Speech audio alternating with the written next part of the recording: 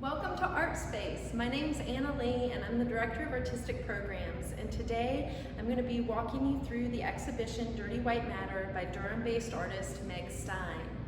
This project is the culmination of a number of years of work and collaboration by Meg, who initially started her work as a sculptor looking at her own female identity.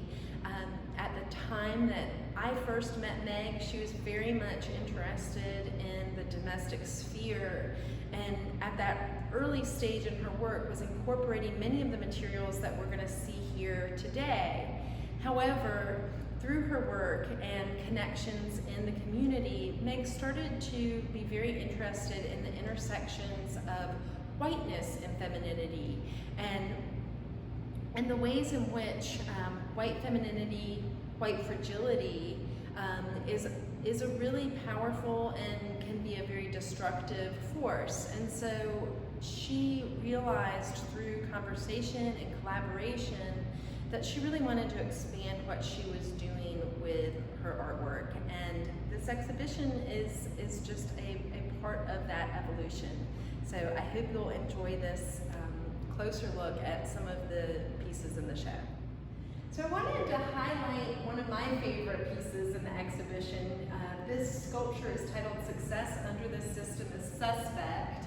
And the reason I wanted to start here is not just because of the incredibly dynamic, quirky, fun yet unsettling nature of this form, this shape that really holds a significant amount of space in this large gallery, but also because it really illustrates, I think, very clearly Meg's interest in materials and the way in which material choices can be so very charged and symbolic. So I'd mentioned a few moments ago that Meg's work started out as an exploration of femininity under the lens of the domestic sphere. So as you get closer to this sculptural work, you'll start to notice things that are very familiar, household items. So, for example, the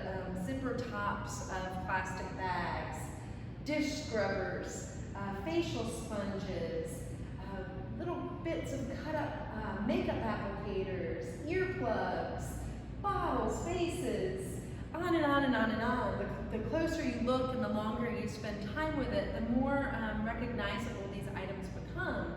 And in addition to their recognizability in the home, these objects also carry a very gendered sort of identity. So you think of a woman in the domestic sphere as, the one in the kitchen washing the dishes, the one making her outward appearance more beautiful through the application of makeup, etc., etc., etc.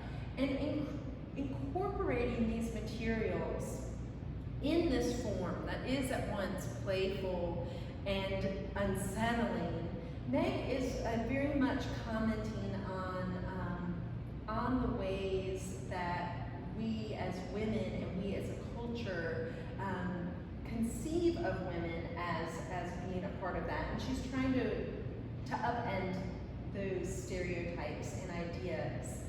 The other thing I wanted to point out while we're looking at this piece in particular is the incorporation of these breast-like forms on the side. So something new that Meg has been incorporating in her practice as of late is the use of ceramics.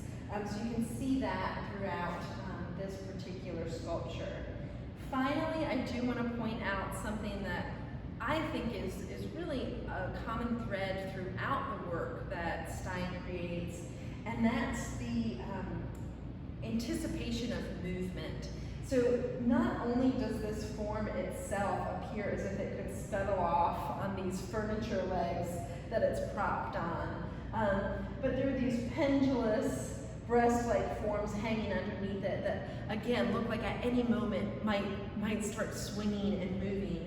And this idea of animation or reanimation of these charged objects, I think, works even more so to remind us that what we're looking at is something that is malleable, it's movable, it's changeable.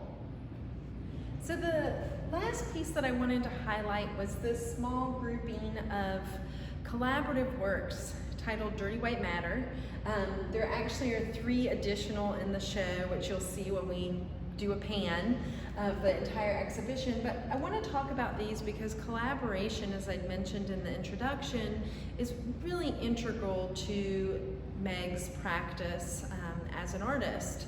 And I wanted to speak a little bit not about the formal qualities of these pieces, so I'm not going to spend time looking at specific materials, but talk a little bit more about how they're created.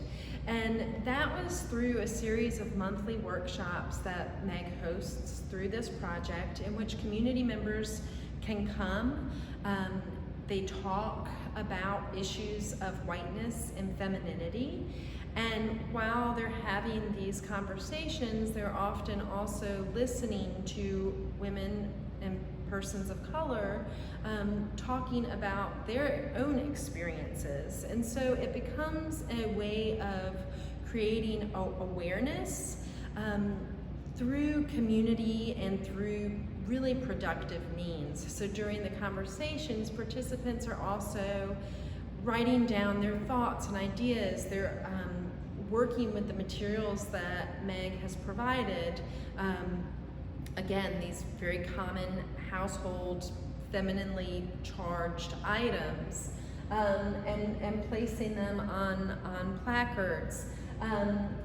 Meg then goes back and sort of tweaks the pieces for aesthetic cohesion. But it is really fascinating to me, this idea that through art and through the practice of art, she is able to really create a sense of individual and community change and responsibility in regards to whiteness and femininity and what that means. Good, bad, and the ugly, all of it. So thank you so much for joining me here today in this exhibition. I've barely brushed the surface of what all there is to see and think about in this exhibition. If you're not able to come to Art Space during our open hours on Fridays and Saturdays between 11 and 5 to see this show, please do take the time to check out our website, artspacenc.org. There in our exhibitions page, you can find more information about the exhibition, along with an essay and biography of the artist. And finally, follow us on social media at Instagram. We're at ArtSpaceNC, both Instagram and Facebook. I did do a really fascinating interview with Meg Stein as a part of our Artist Talks series that you can find.